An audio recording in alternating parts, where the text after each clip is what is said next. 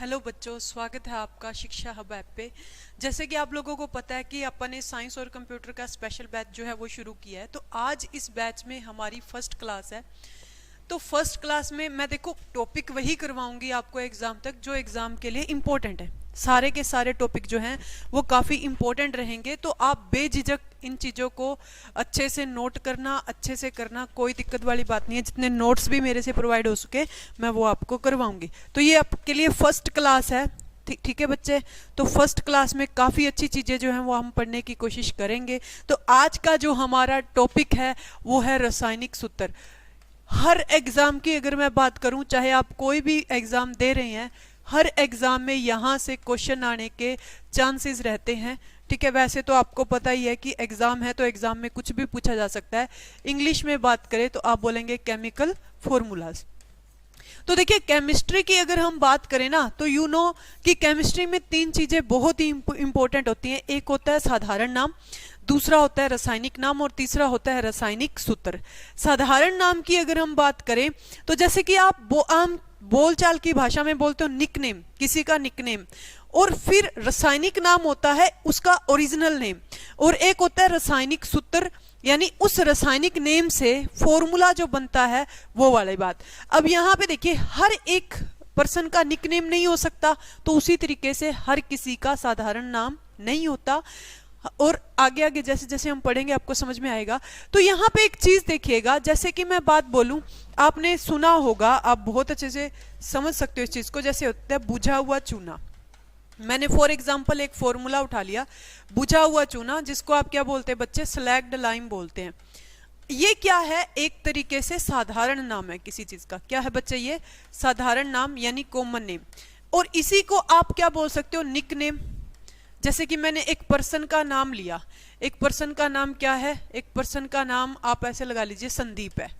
ठीक है, एक पर्सन का नाम क्या है, संदीप। उसको घर पे सोनू बोलते हैं। क्या बोलते हैं, सोनू। तो ये सोनू उसका क्या हो गया, निकनेम हो गया। उसी तरीके से स्लैग्ड लाइम जो बुझा हुआ चूना जो है ये एक तरीके से निकनेम होता है। ओरिजिनल नेम क्या है इसका, संदीप है। तो उसी तरीके से एक नाम और होता है साइंस की भाषा में, जिसको हम क्या बोलते हैं बच्चे, रासायनिक नाम बोला जाता है। इसी को केमिकल नेम बोलते हैं। क्या बोलते हैं बच्चे, केमिकल नेम बोलते हैं।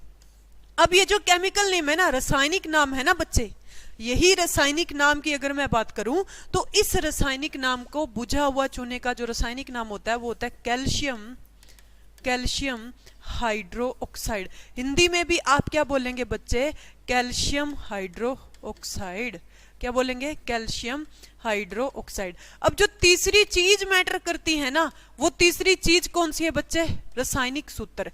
तो मतलब आपसे एग्जाम में वही चीज पूछी जाएगी बच्चों जिसका साधारण नाम होगा।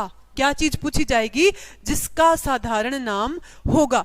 तो अब साधारण नाम यानी बुझा हुआ चूना हो गया, रासायनिक नाम कैल्शियम हाइड्रोक्साइड। आपसे पूछा जाएगा बुझे हुए चूने का रासायनिक नाम क्या होता है, या आपसे पूछा जाएगा बुझे हुए चूने का रासायनिक सूत्र क्या होता है। तो देखिए रासायनिक सूत्र की बात करें तो केमिकल फॉर्मूला क्या बनेगा बच्चे, कैल्शियम के लिए क्या लिखेंगे, Ca, हाइड्रोक्साइड के लिए क्या लिखा जाएगा, OH2। तो ये आपका क्या हो गया, सूत्र हो गया। समझ रहे हो ना इस चीज को। तो इस तरीके से आप चीजों को बहुत ही अच्छे से अंडरस्टैंड करके पढ़ेंगे। जितने भी केमिकल फॉर्मूले हैं जो इंपॉर्टेंट है वो सारे के सारे मैं आपको करवा दूंगी। ठीक है जी, तो चलिएगा मिलते हैं आप नेक्स्ट फॉर्मूले के साथ। तो नेक्स्ट फॉर्मूला एक साइड में लिख देती हूँ, साधारण नाम। एक साइड मैंने क्या लिख दिया, साधारण नाम यानी कॉमन नेम। इंग्लिश में बात करें तो क्या लिखेंगे, कॉमन नेम। ठीक है, दूसरा है रासायनिक नाम, रासायनिक नाम यानी केमिकल नेम। थर्ड जो है वो है रासायनिक सूत्र यानी केमिकल फॉर्मूला, रासायनिक सूत्र यानी केमिकल। तो ये तीनों की तीनों चीजें हम पढ़ेंगे। तो सबसे पहले मैं बहुत ही सिंपल सा नाम लिखती हूं यहाँ पे, नमक, यानी जो खाने वाला नमक होता है यानी साल्ट होता है। तो बच्चे आप सबको पता है कि नमक जो होता है इसका केमिकल नेम जो होता है वो बच्चे क्या होता है, सोडियम क्लोराइड। क्या होता है, सोडियम क्लोराइड होता है। क्या होता है, सोडियम क्लोराइड होता है। तो नोट करते जाना, वैसे मैं नोट्स भी डाल दूंगी इस चैप्टर के। सोडियम के लिए क्या होता है बच्चे, Na, क्लोराइड के लिए क्या होता है, Cl, NaCl यानी सोडियम क्लोराइड हो गया। क्या हो गया बच्चे? ये सोडियम क्लोराइड। समझ गए हो ना इस चीज को? तो बहुत अच्छी चीजें जो है वो आपको इसमें देखने को मिलेंगी। सेकंड देखते हैं हम लोग। सेकंड जो है हमारा वो है इप्सम लवण। इप्सम लवण यानी इप्सम साल्ट बोल सकते हो, इप्सम लवण। ठीक है, तो बच्चे इप्सम लवण जो होता है ना वो होता है मैग्नीशियम सल्फेट। मैग्नीशियम सल्फेट, इसका अगर हम रासायनिक सूत्र की बात करें इप्सम लवण की, तो बच्चे क्या होता है? मैग्नीशियम सल्फेट होता है। मैग्नीशियम के लिए हम क्या लिखते हैं? Mg। सल्फेट के लिए क्या लिखा जाता है? SO4 dot. इसमें वाटर के कितने मॉलिक्यूल होते हैं बच्चे? तो इसमें वाटर के मॉलिक्यूल होते हैं 7, यानी 7H2O। MgSO4 dot 7H2O। समझ गए हो? क्लियर है इतनी बातें? चलिएगा थर्ड फॉर्मूले की बात करते हैं बच्चे। थर्ड फॉर्मूला जो है वो है हमारा chilli salt Peter. Chilli salt Peter, ये एक्चुअल में इंग्लिश का वर्ड है। इंग्लिश में आप इसे चिल्ली साल्ट पीटर ही लिखेंगे, हिंदी में आप इसे लिखेंगे चिल्ली शोरा। क्या लिखेंगे बच्चे? चिल्ली शोरा। ये हिंदी का इसका नेम हो गया। ठीक है, अब ये चिल्ली साल्ट पीटर होता क्या है बच्चे? तो चिल्ली साल्ट पीटर होता है सोडियम नाइट्रेट। आपको समझ में आएगा, हिंदी में भी सोडियम नाइट्रेट बोलते हैं। सोडियम के लिए क्या लिखा जाएगा? Na। नाइट्रेट के लिए क्या लिखा जाएगा? NO3। NaNO3। ये होता है चिल्ली साल्ट पीटर। अब नोट डालकर हमने एक चीज की तरफ फोकस करना है। वो चीज क्या है बच्चे?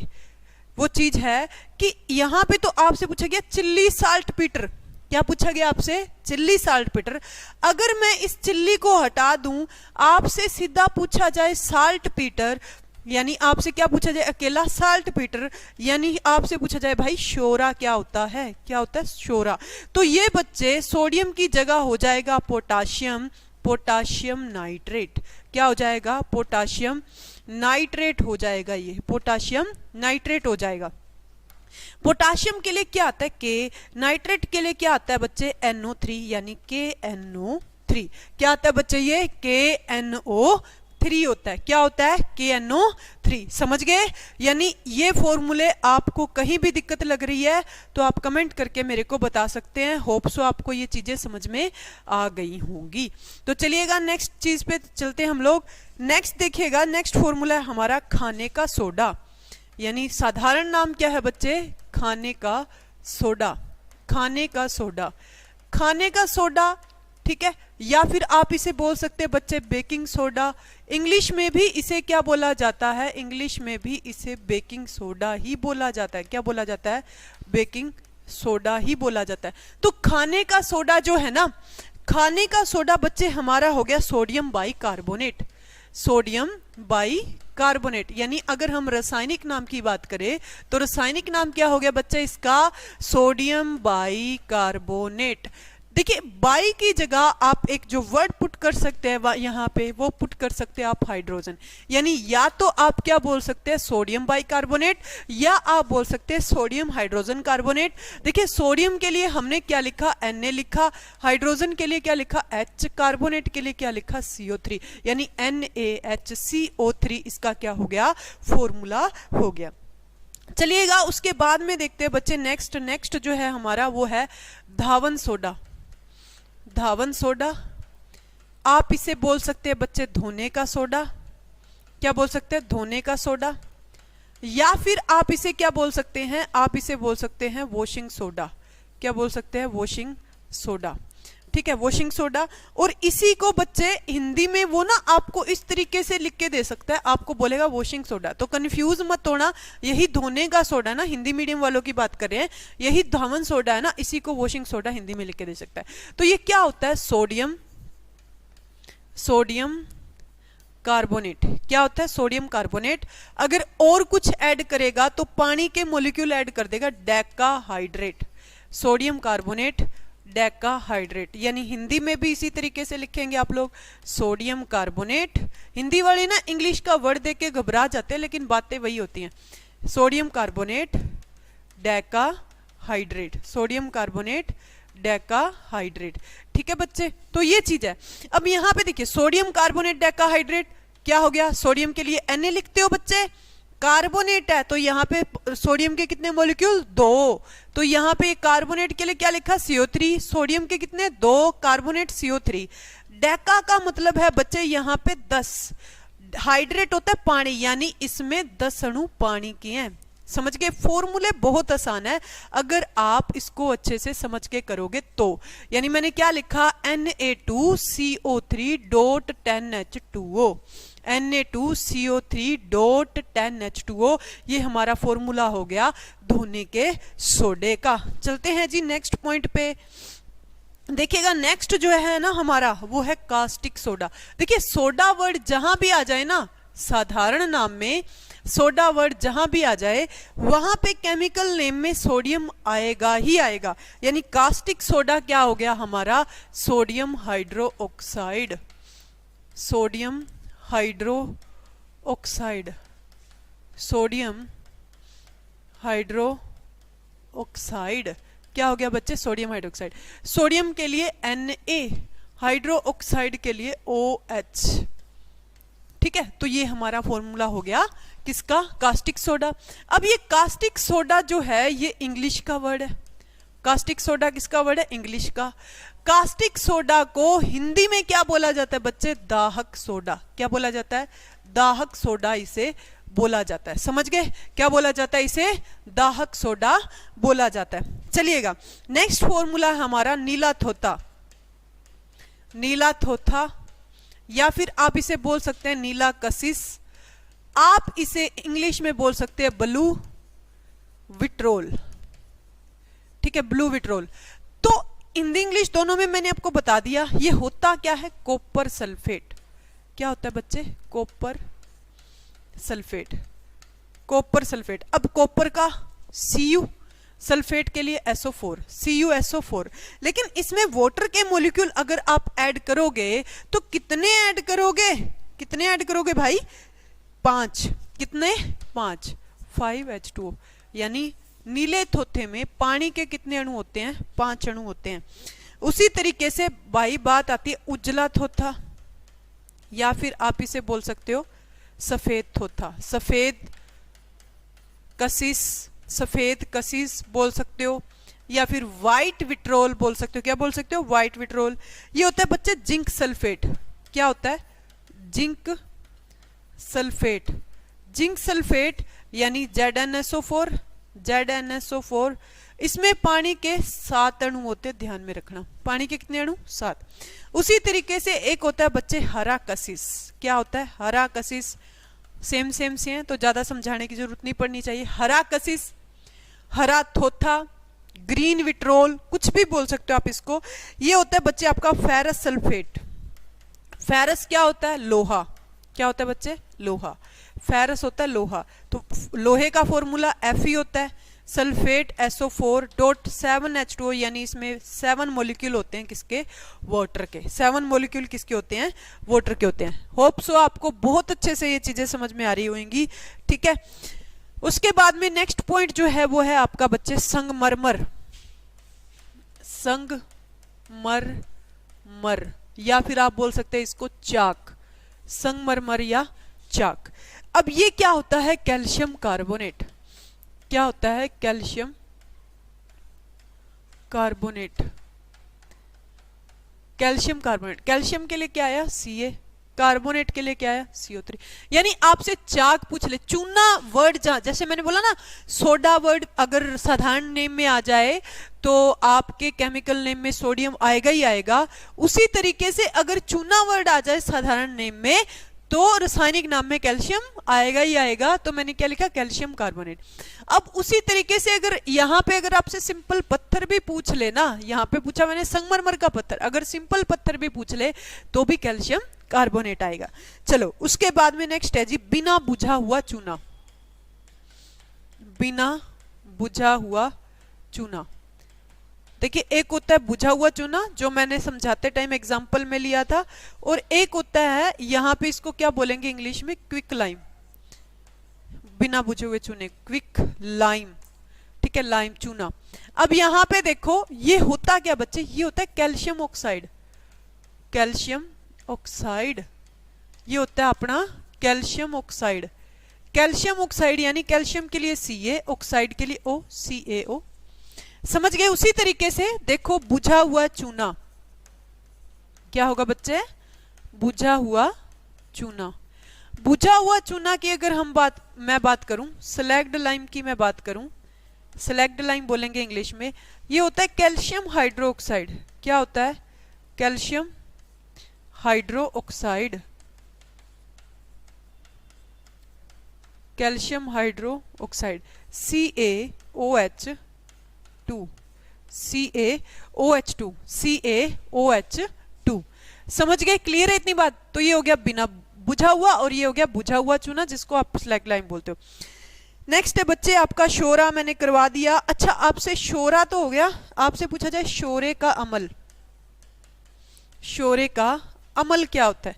देखिए बच्चे, शोरे का अमल होता है नाइट्रिक एसिड। क्या होता है? नाइट्रिक अमल यानी नाइट्रिक एसिड। अब नाइट्रिक अमल का फॉर्मूला HNO3 होता है। ठीक है, नाइट्रिक अम्ल सबसे स्ट्रॉन्ग एसिड जो होता है वो नाइट्रिक एसिड होता है, ध्यान में रखना। सबसे स्ट्रॉन्ग एसिड आपसे पूछ लिया जाए कि कौन सा होता है, तो वो कौन सा होता है? नाइट्रिक एसिड होता है। कौन सा होता है? Nitric acid. क्लियर है इतनी बात? कौन सा होता है भाई? Nitric acid. ठीक है जी, क्लियर है इतनी बातें?